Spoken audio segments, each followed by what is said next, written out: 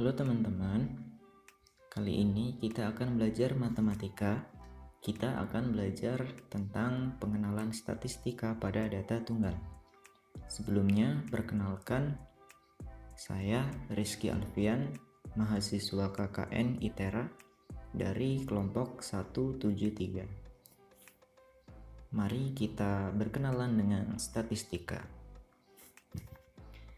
Statistika adalah sebuah ilmu yang mempelajari bagaimana cara merencanakan, mengumpulkan, menganalisis, lalu menginterpretasikan data untuk kemudian disajikan menjadi informasi yang mudah dipahami. Statistika ini sebagai ilmu yang bersangkutan dengan suatu data. Lalu, apa sih perbedaan antara statistik dan statistika?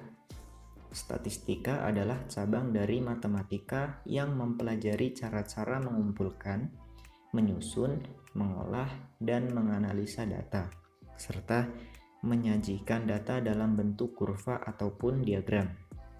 Statistika juga mempelajari cara menarik kesimpulan, menafsirkan parameter, dan menguji hipotesis. Sedangkan statistik adalah suatu kumpulan data yang diolah agar mendapatkan suatu ringkasan data yang berupa suatu nilai. Lalu perbedaan antara populasi dan sampel. Populasi adalah seluruh objek yang akan diteliti atau diamati.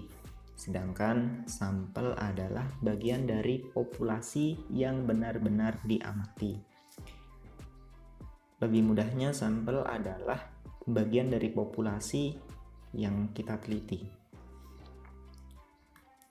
Lalu, perbedaan antara data dan datum. Data terdiri dari sekumpulan datum, sedangkan datum adalah catatan atau keterangan informasi dari suatu penelitian.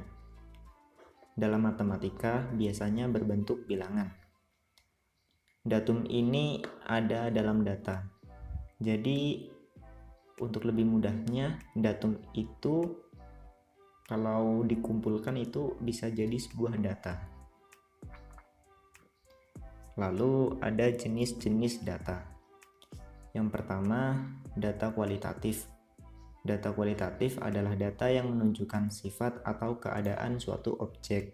Data kualitatif ini tidak dapat dianalisis dalam bentuk bilangan atau angka. Biasanya berbentuk kategori, contoh data kualitas laptop, dan deskripsi suatu daerah. Kenapa data kualitas laptop bisa dikategorikan ke dalam data kualitatif? Karena kita bisa mengambil data kualitas laptop dalam bentuk kategori. Contohnya, kita ingin mengkategorikan laptop menjadi 3 kategori, yaitu bagus, biasa, dan jelek. Begitu juga dengan deskripsi suatu daerah. Lalu ada data kuantitatif. Data kuantitatif adalah data yang menunjukkan jumlah ukuran dari suatu objek yang sedang diteliti dan disajikan dalam bentuk bilangan-bilangan. Contoh, data hasil panen padi selama 5 tahun, data jumlah siswa tiap tahun dari suatu sekolah.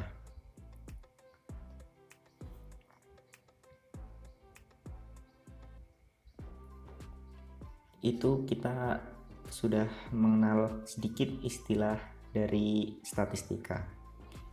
Selanjutnya adalah ukuran pemusatan data.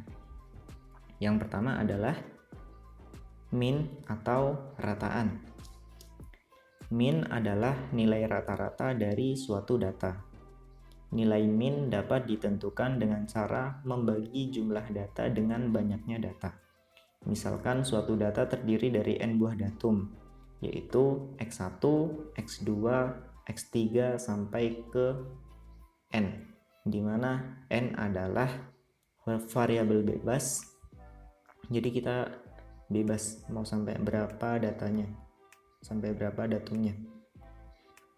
Maka rataannya atau mean dari data tersebut dapat ditentukan dengan rumus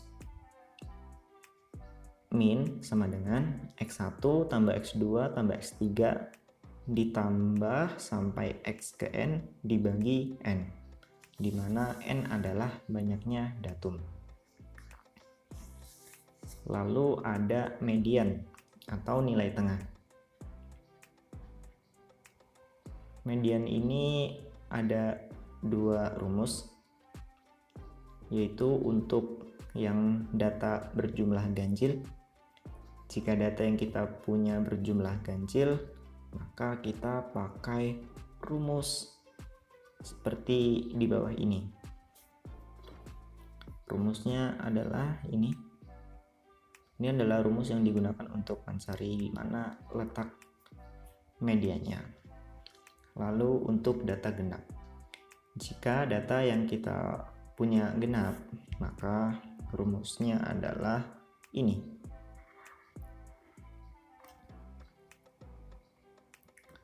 Lalu ada modus atau nilai yang sering muncul. Modus adalah nilai yang sering muncul dari suatu data. Pada kumpulan suatu data, ada yang punya modus 1, ada yang punya 2, atau tidak punya sama sekali. Di sini dijelaskan data yang punya satu modus dinamakan unimodus, data yang mempunyai 2 modus dinamakan bimodus, dan data yang mempunyai lebih dari 2 modus dinamakan multimodus. Oke, kita masuk ke contoh soal. Data nilai ulangan matematika yang diperoleh Bintang selama 1 semester adalah sebagai berikut. Dari data-data ini, kita diminta untuk menentukan min, median, dan modusnya. Ini adalah data dari nilai matematika Bintang. Total ada 11 datum atau ada 11 N. Mari kita kerjakan dahulu, kita kerjakan min atau rataannya. Menggunakan rumus min yang sudah dijelaskan sebelumnya, kita akan dapatkan hasil seperti berikut. Di sini ada min sama dengan datanya dijumlahkan semua. Dari 11 data dijumlahkan semua, lalu dibagi 11. Karena datanya ada 11, maka kita bagi 11. Nah, dari penjumlahan semua ini kita dapatkan 92. 92 ini dibagi 11, maka kita peroleh hasil 8,36. Jadi min atau rataan dari data ulangan matematika Bintang adalah 8,36. Lalu ada median.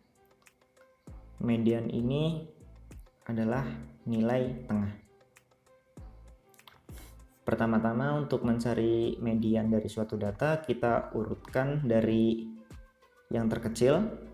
Nilai Bintang yang terkecil adalah 6. Kita urutkan dari nilai 6 sampai terbesar 10 seperti ini. Ini adalah data yang sudah diurutkan dari yang terkecil sampai yang terbesar. Jumlah datumnya ada 11, berarti kita menggunakan rumus untuk data ganjil. Rumusnya adalah seperti yang sudah dijelaskan. Kita mencari mediannya. Median sama dengan X N plus 1 per 2. Itu rumusnya. Maka kalau kita ubah menjadi X 11 plus 1 per 2, atau sama dengan X 12 dibagi 2, atau X6. X6 ini adalah letak dari medianya. Jika kita hitung dari yang terkecil sampai terbesar, maka X6 adalah ini X1, ini X2, ini X3, ini X4, ini X5, dan ini X6.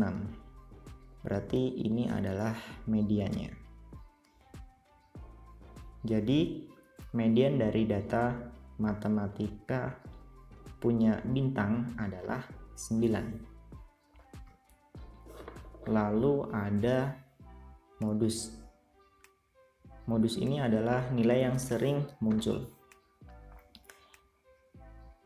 Dari data yang sudah diurutkan, ini, kita akan mencari mana yang paling banyak muncul. Di sini 6, di sini muncul sebanyak 1, karena ini hanya ada 1 6-nya. Lalu 7 ada 1 2, berarti 7 ada 2. Lalu 8 ada 1 2, 8 ada 2 kali muncul. Lalu ada 9 berapa kali muncul? Kita hitung 1 2 3 4, ternyata 4 kali muncul. Lalu terakhir adalah 10 ini 2 kali kemunculannya, maka 2. Nah, dari data ini yang paling banyak muncul adalah yang ini, 9. Sehingga modusnya adalah 9. Oke, seperti itu. Jadi itu adalah penyelesaian untuk mencari min, median, dan modus. Oke, kita lanjut ke ukuran letak data. Yang pertama, kuartil. Dari data yang sudah kita urutkan, dari yang terkecil sampai yang terbesar, atau bisa disebut juga statistik jajaran, yang mempunyai lebih dari 4 datum, dapat ditentukan nilai yang membagi daerah tersebut menjadi 3, yaitu ada Q1. Q1 ini adalah kuartil bawah, Q2 atau kuartil tengah, dan kuartil atas, yaitu Q3. Rumusnya adalah QI sama dengan I dikali N plus 1 dibagi 4, dimana N adalah banyaknya data. Oke, jadi apa sih maksud dari rumus QI ini? Misal kita ingin mencari kuartil bawah.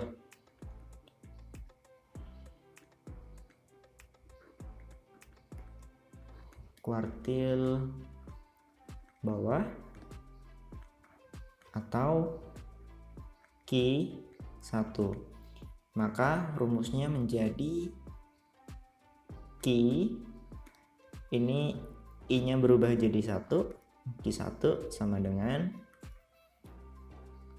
I nya berubah jadi 1 dikali N, nah ini banyaknya datum ditambah 1, lalu kita bagi 4.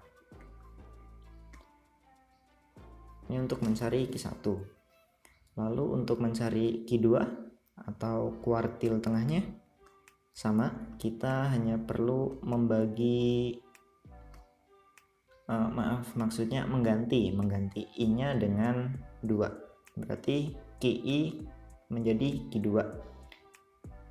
dimana I nya adalah 2, lalu N tambah 1 dibagi 4, atau ini bisa disederhanakan menjadi setengah, karena ini jika dibagikan, nah ini sisa 1, ini sisa 1, ini sisa 2, setengah N tambah 1. Nah, atau bisa juga seperti ini. Untuk Q3-nya sama juga, kita ganti I dengan 3.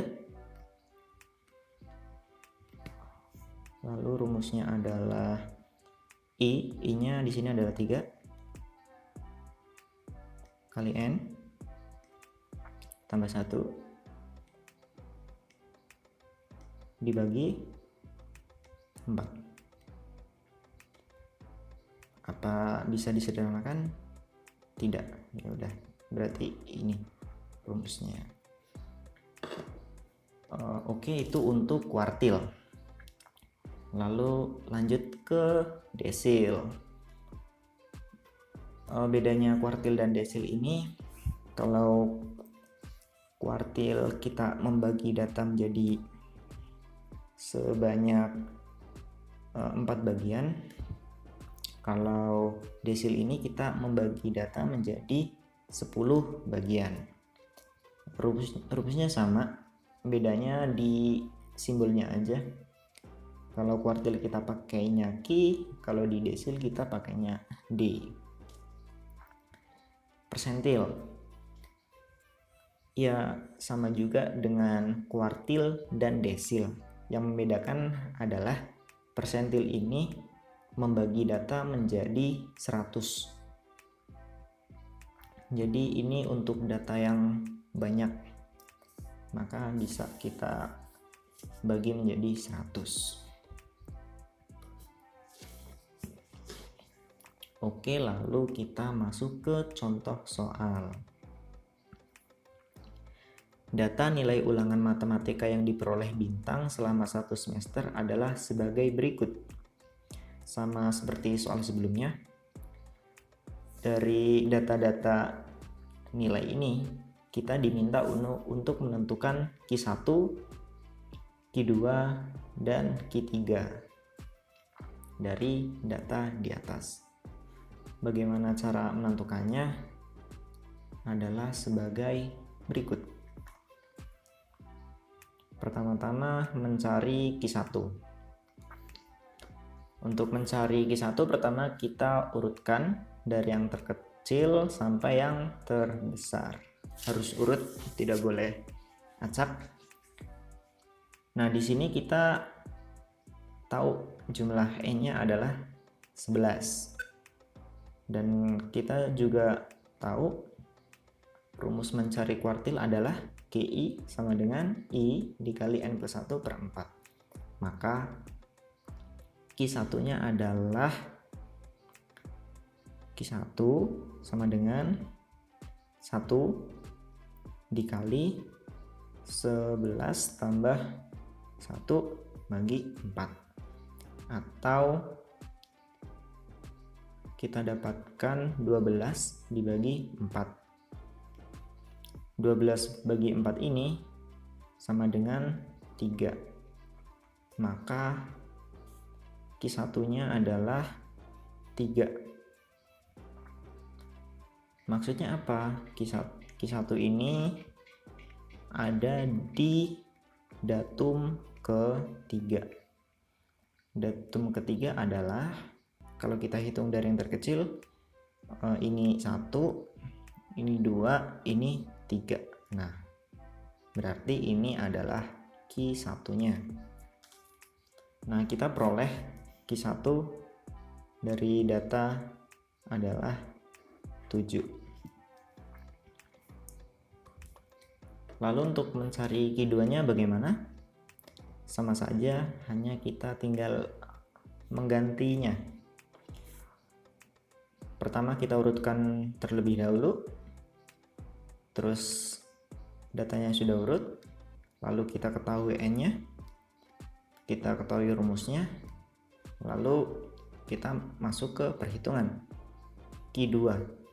Q2 ini rumusnya 2 dikali 11 tambah 1 per 4. Hasilnya adalah 2. Hasilnya adalah 2. Karena ini di dalam kurung, maka ini dijumlahkan terlebih dahulu. Hasilnya 12. dibagi 4. Lalu 2 kali 12 kita dapatkan, ini maaf salah, harusnya adalah 24. Nah, 24 dibagi 4 kita dapatkan 6. Berarti kita peroleh Q2-nya adalah data ke-6. Kalau kita hitung dari data yang terkecil, maka Q2-nya adalah 1, ini X1, X2-nya, X3, X4, X5, ini X6. Kita peroleh dengan, nah ini adalah Q2-nya. Ini Q2 ini apa ya? Sama ya, kayak rumus ya, ini Q2-nya ini kalau kita amati sama dengan mencari nilai median atau nilai tengah pada soal sebelumnya. Kenapa bisa begitu? Karena Q2 ini nama lainnya adalah median.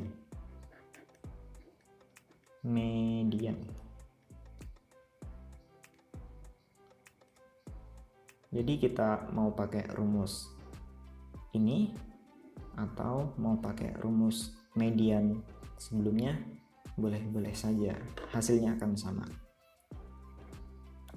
Lalu untuk mencari Q3-nya sama juga untuk caranya.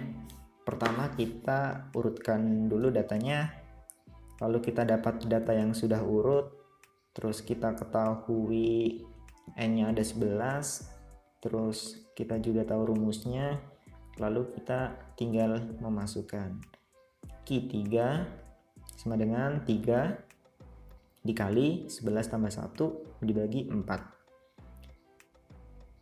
Karena penjumlahan di dalam kurung ini kan di dalam kurung ya, jadi ini dijumlahkan terlebih dahulu, maka hasilnya menjadi 3 kali 12 baru dibagi 4. Kita dapatkan 36 dibagi 4 yaitu 9. Maka Q3-nya ada di X9. Kalau kita hitung dari data yang sudah kita urutkan, maka Q3-nya adalah ini X1-nya, X2, X3, X4, X5, X6, X7, X8, X9. Jadi kita peroleh Q3-nya. Q3-nya adalah 9. Oke. Seperti itu.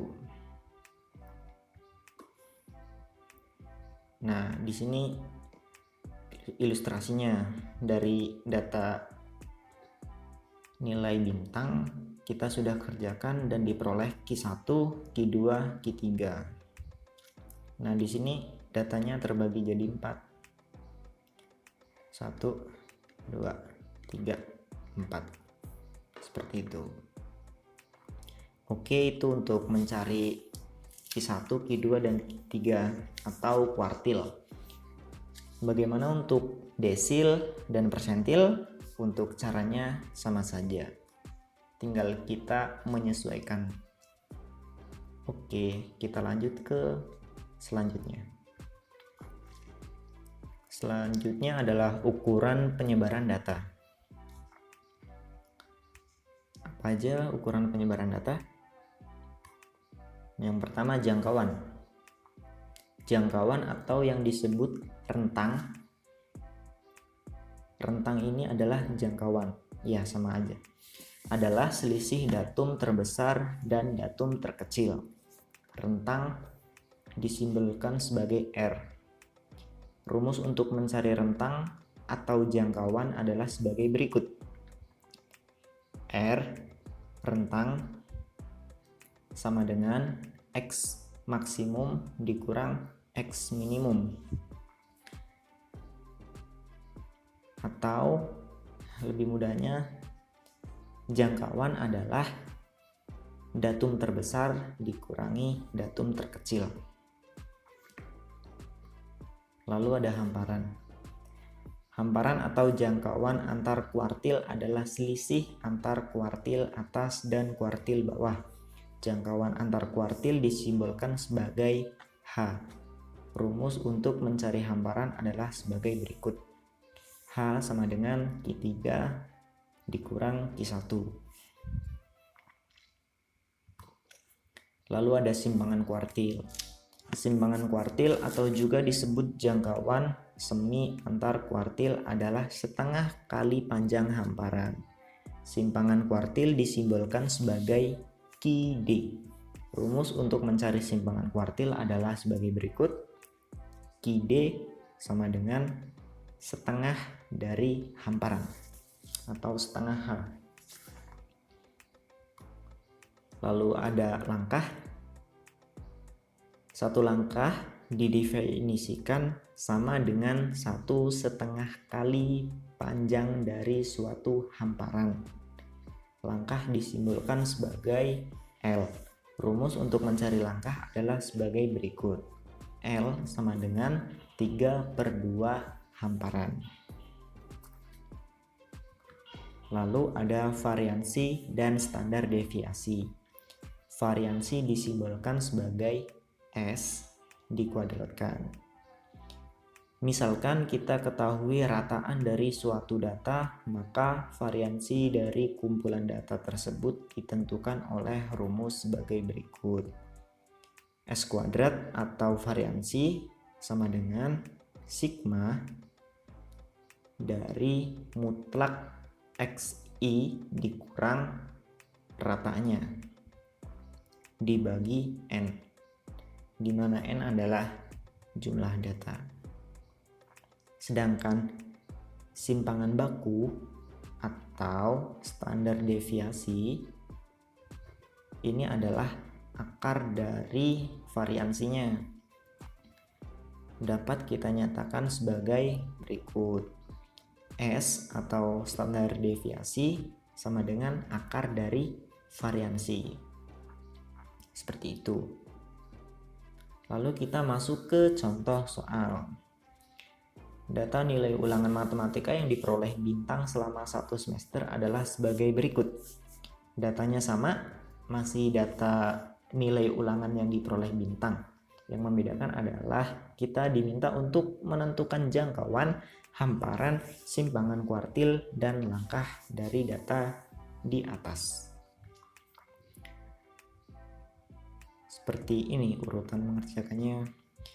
Pertama-tama kita urutkan datanya. Ini adalah data yang sudah urut. Lalu dari contoh soal sebelumnya, kita sudah mencari nilai Q1, Q2, dan Q3, di mana Q1-nya adalah 7, Q2-nya adalah 9, dan Q3-nya juga 9. Lalu kita cari jangkauannya. Jangkauan adalah R sama dengan X maksimum dikurang X minimum. Di sini yang paling maksimum adalah 10. Ini maksnya. Dan 6 ini minimumnya. Maka X max-nya 10 dikurang X minimumnya 6, maka kita peroleh 4. Jadi jangkauannya adalah 4. Lalu hamparan. Rumus dari hamparan adalah H sama dengan Q3 dikurang Q1, di mana kita ketahui Q3-nya adalah 9 dan Q1-nya adalah 7. Jika dikurangkan, maka kita dapatkan 9 dikurang 7 adalah 2. Lalu simpangan kuartil atau yang disimbolkan sebagai kide adalah setengah dari hamparan. Kide adalah setengah dari hamparan. Maka setengah dikali hamparannya adalah 2 dari yang sebelumnya. Maka 2 dikali setengah kita peroleh 1. Maka simpangan antar kuartilnya adalah 1. Lalu yang terakhir adalah langkah. Langkah ini 1/2 hamparan. 1/2 hamparan. Kalau dituliskan jadi seperti ini. 1/2 hamparan. 1/2 hamparan ini bisa kita tuliskan dengan 3/2 hamparan. Nah, jadilah rumus ini. Lalu 3/2 dikali hamparannya, kita peroleh 3. Nah, itu. Jadi seperti itu cara mengerjakannya. Selanjutnya adalah menyajikan data dalam bentuk diagram.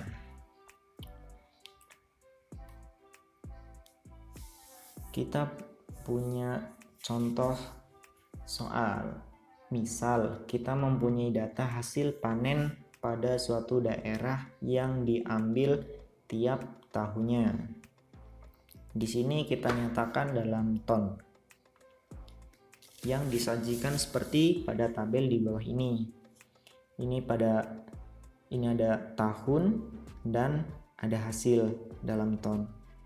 Di mana tahun 2016 kita peroleh hasil 45 ton, 2017 kita peroleh hasil 50 ton, 2018 kita peroleh 20 ton, 2019 kita peroleh 40 ton, dan 2020 kita peroleh 25 ton. Nah, kalau kayak gini kan kurang menarik gitu ya, terus susah dibaca. Ini datanya berjumlah 5. Kalau datanya berjumlah banyak, ini kan merepotkan gitu ya. Maka kita bisa ubah ke dalam bentuk lain. Di sini kita akan mengubahnya ke dalam bentuk diagram garis, diagram lingkaran, dan diagram batang. Pertama, diagram garis. Data sebelumnya jika kita ubah ke dalam diagram garis, maka hasilnya seperti ini. Ini lebih mudah dibaca. Di sini tahun 2016 kita peroleh 45 ton, lalu 17 naik menjadi 50 ton, lalu turun lagi menjadi 20 ton, naik lagi menjadi 40 ton, lalu turun ke 25 ton. Ini lebih mudah dibaca ya. Jadi kita bisa melihat tahun berapa nih hasil panen tertinggi. Oh, ini ada di tahun 2017. Berapa? 50 ton. Terus berapa nih hasil panen terendah? Oh, ternyata ada di 2018. Berapa? 20 ton. Seperti itu. Lebih mudah dipahami. Lalu diagram batang seperti ini. Untuk cara bacanya seperti ini. Nah, 2016 kita peroleh ini 45 ton, 2017 kita peroleh 50 ton, 2018 kita 20 ton, 2019 kita peroleh 40 ton, 2020 kita peroleh 25 ton. Dari diagram batang ini kita juga mudah untuk menentukan mana yang tertinggi, mana yang terendah. Kalau menentukan yang tertinggi tinggal kita cari yang paling tinggi batangnya. Nah, ini 2017 ini sampai 50. Kalau cari yang terendah ini nih, dari sekian data yang paling rendah ini pada 2018 yaitu 20 ton. Lalu yang terakhir adalah diagram lingkaran. Diagram lingkaran atau juga disebut pie chart karena bentuknya seperti pie. Dalam diagram lingkaran ini kita bisa nyatakan dalam bentuk persen. Dari 2016 hasilnya 25%, 2017 28%, 2018 11%, 2019 22%, dan 2020 adalah 14%.